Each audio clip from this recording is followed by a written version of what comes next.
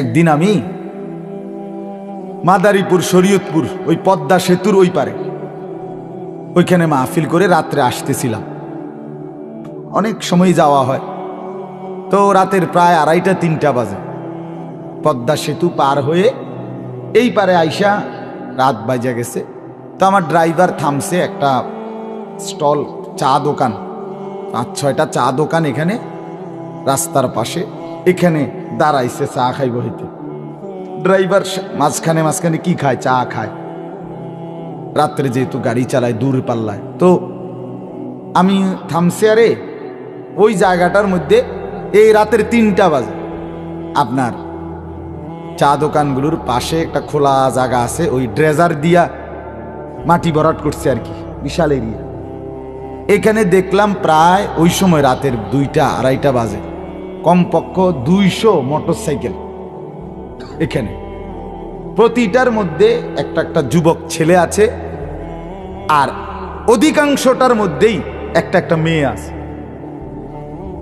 রাতের বাজে 2:30টা। তো আমার বলার উদ্দেশ্য যে কথাটা, আমি গ্লাস নামাইয়া ওই আমারে চা দিছে যে চা খাইছি গাড়িতে বইয়ে বইয়ে।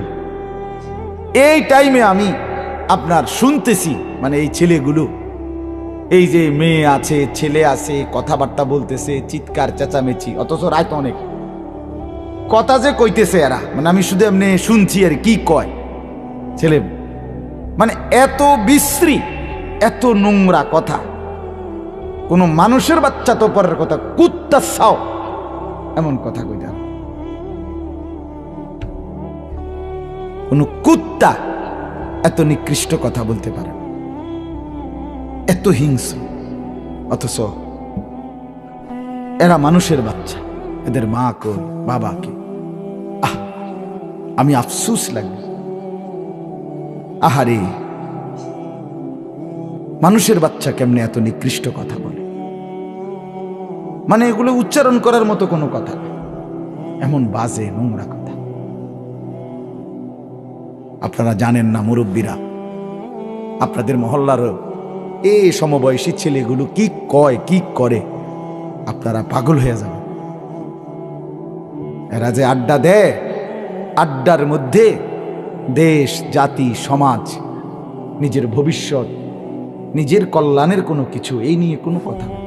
শুধু নারী, শুধু অশ্লীলতা, শুধু জিনা ব্যভিচার, শুধু অসভ্যতা, শুধু জন্তু জানোয়ার আর হাইওয়ানের মতো নিজের শাহওয়াত, যৌন চাহিদা পূরণের জন্য যত কথা দরকার, যত আচরণ দরকার, এই কথা কে শিখাবে?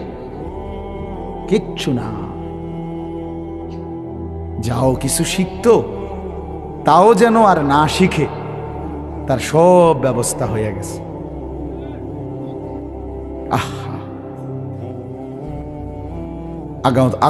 অনাগত প্রজন্ম, সামনের জেনারেশন এই রং তামাশা, হাসি ঠাট্টা, মোবাইল, হ্যাঁ, ব্যাঙ্গের নাচ, কাউয়ার নাচ, হ্যাঁ, এরপরে দিয়া খেলাধুলা, খানা, খাদ্য, এই মানে কি শিখাবে, কি করবে আগামী প্রজন্ম? সম্পূর্ণ অকর্মণ্য, অপদার্থ বানানোর সমস্ত নীল নকশা হয়ে আছে। শুধু অল্প কিছু সচেতন অভিভাবক, বিবেকবান কিছু অভিভাবক যদি প্রতিবাদ না করত, তাইলে আমার এই লক্ষ কোটি মুসলিম প্রজন্ম, 12 বছর, 14 বছর, 15 বছর, 16 বছর, এদের জীবনটা রং তামাশা আর ফুর্তি আর মোবাইল, ফেসবুক, ইউটিউব আর বিভিন্ন রকমের এই অ্যাপস দিয়ে একেবারে সম্পূর্ণ খামখেয়ালি একটি জাতি বানানোর ষড়যন্ত্রমূলক সব পরিকল্পনা এদেশে বাস্তবায়ন হয়ে আছে, শুধু প্রতিবাদের কারণে পুরাপুরি বাস্তবায়ন করতে পারছে না। বুঝছে? একবারেই সন্তান বাবা মার হাত ছাড়া, বাবা মার কোনো নিয়ন্ত্রণ নাই।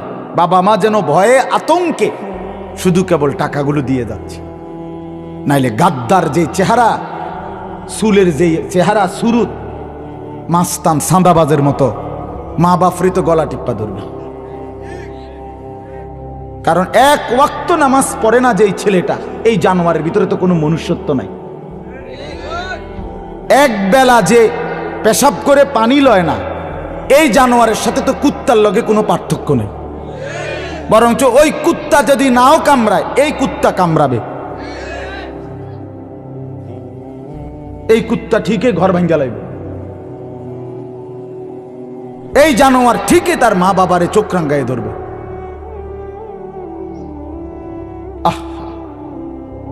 আপনারা জানেন না বাপ,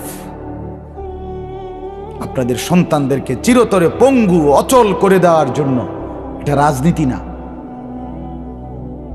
এটা রাজনীতির হিসাব টিসাব, এটা মার্কা মুর্কা না, এটা আমার আগামী প্রজন্মকে শেষ করে দেওয়ার নীল নকশা। আগামী জেনারেশন কি করতে চাচ্ছে, গোটা ইউরোপের টার্গেট মুসলিম প্রজন্ম যেখানেই থাকুক পৃথিবীতে, মুসলিম সংখ্যাগরিষ্ঠ অঞ্চল, সেই ছেলেরা যেন আত্মনির্ভরশীল, কর্মঠ, মেহনতি, পরিশ্রমী, লক্ষ্য উদ্দেশ্যের প্রতি ধাবমান এটা যেন না হয়, বরং এই খেলাধুলা, তামাশা, মোবাইল, নাচ গান, ফুর্তি, জিনা, ব্যভিচার, মদ, জুয়া, অসভ্যতার মধ্যে যেন ডুবে থাকে, খামখেয়ালির মধ্যে। এই জন্য প্রতিনিয়ত বুদ্ধি দিয়ে দিছে যে উন্নত বিশ্বের মতো আমাদের সবকিছু হইতে হবে। উন্নত বিশ্ব বলতে ইউরোপ। আমরা যারা এখানে মুসলমান, আমরা যারা বসছি সবাই, আমাদের এই, আপনারা বলেন ভাই তোমরা ছেলেরা, বাবারা, আমাদের সবার উচিত মানে ইউরোপের সবকিছু অনুসরণ করা, এটাই না? আমাদের জন্য এরাই মডেল নাকি? তাহলে আমাদের এই কোরআন, এটা কিচ্ছু দরকার নাই। তো আমাদের রাসূল সাল্লাল্লাহু আলাইহি সাল্লামের 23 বছরের মেহনত বৃথা। ভাবতে শিখে ইন্টারমিডিয়েট পর্যন্ত ছেলেটা পড়লো, তাহলে 1 থেকে এসএসসি 10টা বছর, ইন্টারমিডিয়েট আরো 2টা বছর, 12 বছর বাচ্চাটা শিখলো, পড়ালেখা শিখাইলেন আপনি বাবা, মুসলমান বাপ, আপনার কতগুলো টাকা গেল। বিনিময়ে আপনার ছেলেটা একটা কোরআন শরীফের একটা পৃষ্ঠা কদুর সাইয়া রিডিংটা মানে কত দেখা পড়তে পারে না। 12 বছরের ভিতরে আপনার বিবেকের মধ্যে একবারও আইলো না যে আরে কি রে আমার ফুদ্দি কোরআন শরীফটা কদ্দুর সাইয়া পড়তে পারে না? এই বাপের কি অবস্থা আসলে, এই বাবার দিলটা কি, এই মার দিলটা কি? হ্যাঁ, আমার ছেলেটা হাফেজ হয়েছে, আমার বড় ছেলেটা 12 বছর বয়স। তো আমি তার এই বছর, গত বছরই শেষ করছি, এই বছর কিতাবখানায় দিছি, উর্দু জামাত পড়তেছে। তো দ্বিতীয় সাময়িক পরীক্ষার বন্ধ দিছে এই কয়দিন আগে। তো বন্ধের মধ্যে আমি একদিন ফজরের পরে তারে বলছি সূরা ইয়াসিন শোনাও। সে ওই যে কিতাবখানায় ঢুকছে যে, যার কারণে সূরা ইয়াসিন পড়তে গিয়ে 3 বার আটকাইছে, বুঝছেন নি কথা? আমি সাথে সাথে মাদ্রাসা খুলছে, আর এই কিছুদিন হয়েছে খুলছে, আমি বলছি যে তোর আর ওই কিতাবখানার পড়া পরে আবার হেফজখানায় পড়ো, আবার শোনাও 6 মাস। যেদিন কোরআন শরীফ আবার পুক্ত হবে সেদিন আবার পড়তে, এখন আবার হেফজখানায় দিয়ে দিস। তাহলে আমার তো এটা বোঝা উচিত, অনুভূতি থাকা উচিত যে আমার সন্তানের হালাত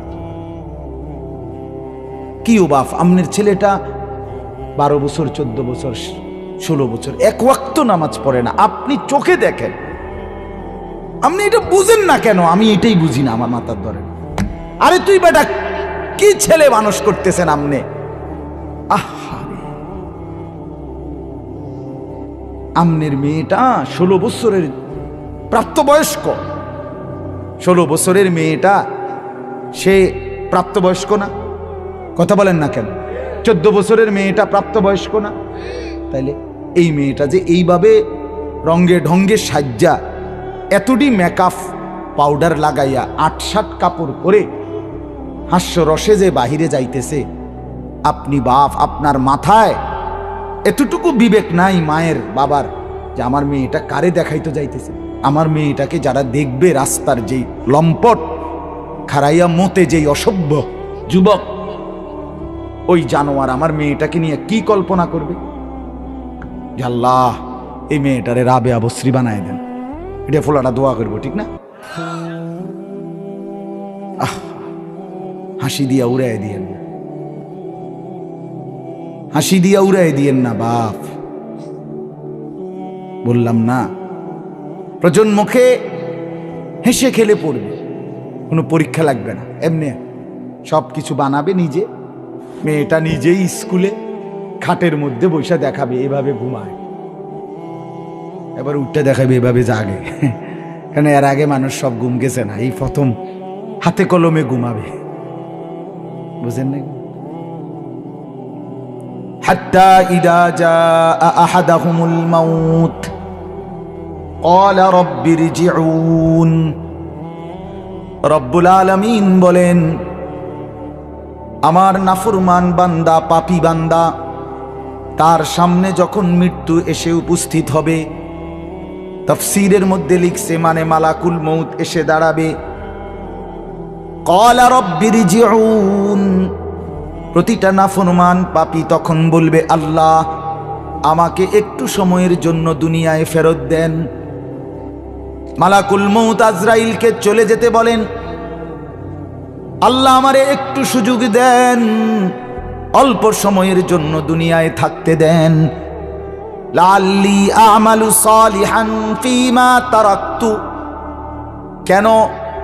আল্লাহ জিজ্ঞেস করবেন, নাফরমান পাপী বলবে, রব্বুল আলামিন জিন্দেগীর যেই নেক আমলগুলো ছুটে গেছে, এবার যদি সুযোগ পাই সেই নেক আমলগুলো সব করে ফেলবো। আল্লাহ তাআলা বলেন, কাল্লা কাল্লা, না বান্দা না, এটা কখনোই হবে না, এটা কখনোই হবে না। ইন্নাহা কালিমাতুন, আল্লাহ তাআলা বলেন, বান্দা এটা কখনোই হবে না, এটা তোর কথার কথা, এটা তুই এমনে এমনে বলছিস। আজকে বাঁচার জন্য আমি যদি আবার তোকে সুযোগ দেই, তুই নাফরমান, আবারও আমি আল্লাহকে ভুলে নাফরমানি করবি। কতবার অসুখ হইছিল নাফরমান, তখন তো আমারে খুব ডাকছিলি, আল্লাহ ভালো করে দেন, ভালো করে দেন। আবার যখন আমি সুস্থ করে দিয়েছি, তুই বেঈমান, তো আবার আমাকে ভুলে গেছিলি, আমার কি মনে নাই? কথা বলেন না? হ্যাঁ, আবার তো ভুলে গেছিলি। তাহলে তুই কি আজকের বাটফার? আমি চিনি না। সুযোগ মিলবে না দোস্ত, ফিরে আসার সুযোগ হবে না। ওয়ালান ইউআখিরাল্লাহু নাফসান ইদা জাআ আজালুহা। আল্লাহ বলে, মৃত্যুর সময় যখন হয়ে যায়, আমি রব্বুল আলামিন কোন আত্মাকে এক সেকেন্ডের জন্য বিরতি দেই না, সুযোগ দেই না, এক সেকেন্ডের জন্য থাকতে দেই না। আমি রব্বুল আলামিন নিয়েই যাই। কুল ইন্নাল মাউতাল্লাযী তাফিরুনা মিনহু ফাইন্নাহু মুলাকীকুম। রব্বুল আলামিন বলেন, বন্ধু আপনি জানিয়ে দেন, দুনিয়াবাসী, মৃত্যু থেকে তোমরা যেখানেই পলায়ন করো না কেন, মৃত্যু তোমাদের প্রত্যেকের সাথে নিজেই এসে মুলাকাত করবে। তুমি বলতে হবে না, সে নিজেই আসবে, মৃত্যু নিজেই আসবে। ফাইন্নাহু মুলাকীকুম, মৃত্যু নিজেই আসবে। অতএব বন্ধু আমার, দ্বীনের উপরে চলতে পারা, আল্লাহর হুকুমের উপরে চলতে পারা, আল্লাহর পক্ষ থেকে যদি একটা আলো মিলে, কোরআন সুন্নাহ মতো যদি জীবন চলে, আহা এই কপাল যদি সেজদায় লাগে, এই জবান যদি মাওলার জিকিরে লাগে, এই হাত যদি আল্লাহর দ্বীনের খেদমতে লাগে, কসম আল্লাহর, এটাই ভাগ্য, এটাই সৌভাগ্য, এটাই সফল।